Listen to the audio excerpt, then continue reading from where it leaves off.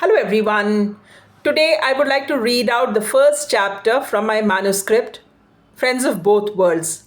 This is a fictional story, and all characters, places, and events are based on my imagination.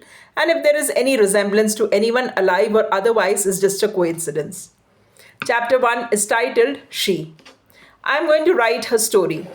I'm confused about whether I should create a story of hope and peace or show the truth to the world. Lost in my own thoughts about her, I decide to write about my first meeting with her. I could hear my mother's voice from far away. It felt like a flashback from my school days. My mother, don't talk to strangers. You should keep yourself safe. I'm so restless until you reach back home from school.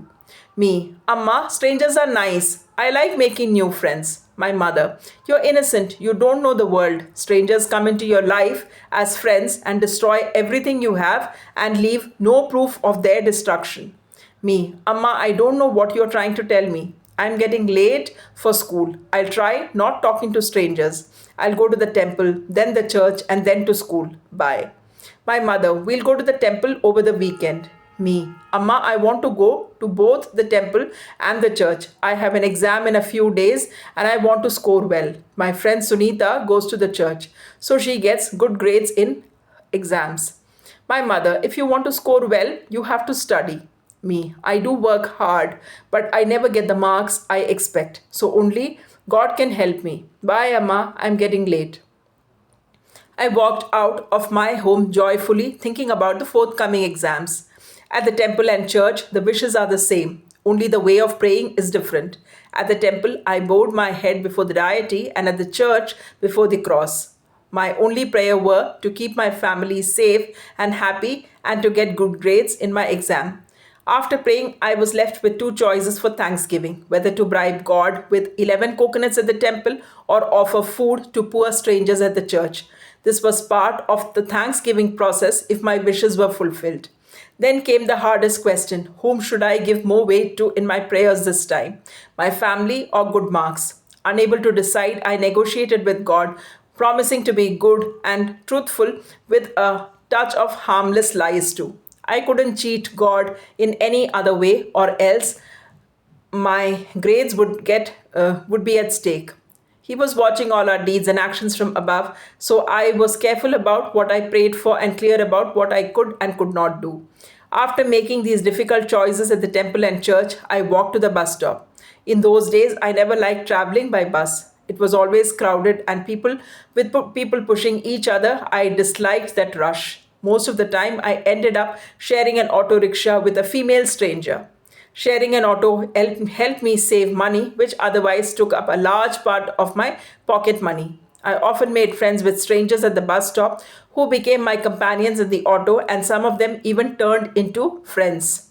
That day, I found another friend in a stranger. She was wearing a black sari, a fair and pretty woman in mid 30s. I stood next to her. We looked at each other and exchanged smiles. There was something in her smile that caught my attention. I noticed a tear in her eye, which she was trying to hide from the world. Me, smiling without hesitation. Hi, I think I missed bus number 141. The lady, yes, you just missed it. Me, where do you have to go? The lady, Banshankari. And you? Me, MG Road. I'm planning to take an auto. The lady, I'll come along with you. Let's share the auto fare. You can drop me at MG Road, and from there, I'll take a bus to Banshankari. The frequency of buses is higher from MG Road. I was more than happy to share the auto. With the offer to split the fare, it couldn't have been a better deal. My mother's voice faded into the background. Inside the auto, I opened my bag to take out my history book, hoping to revise a few lessons before reaching school. She looked at me, but I didn't look back. I was busy searching for my book in my messy bag.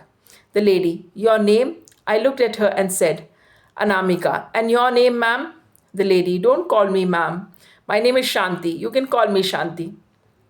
Without any hesitation, I agreed and we slipped easily into conversation. The teardrop in her eye grew larger, almost filling her eye. Her face was so pleasant and pretty that it acted like a mask hiding her pain. I was reluctant to ask her the reason and chose instead to simply talk. At the same time, I was still searching for my 8th grade history book. The lady, what are you looking for in your school bag? My history book. I have an exam in a few days. The lady, okay. I hope I reach school on time. The lady, what time do you need to be there? The first bell rings at 8. I have to reach at least 5 minutes early. We get punished if we are late. I'm really worried, Shanti. The lady, it's only 7:30 now. We'll reach MG Road in another 20 minutes. Don't worry. She was burdened with worries of her own, yet she tried to console a stranger, me. I felt like a stone, still hesitant to ask her anything. From what I faintly remember, we only had casual conversations that day. I never knew I could be so comfortable with someone not from my age group. She spoke calmly, but there was a storm within her that she was trying to hide. Even though I was an 8th grade student, I could see it all clearly. I've never seen you earlier at the bus stop. The lady, I'm new to the city. I've recently got a job as a teacher in a school and today is my first day. Nice. What time do you have to reach your school? Usually by 8:30. Today by 9:30. Have to finish some joining formalities at the school. What subjects do you teach? The lady, I teach autistic children. That's the first chapter from the manuscript. Do let me know your thoughts about this chapter by writing in the comment section. That's all for the day. Thanks for watching and thanks for your time.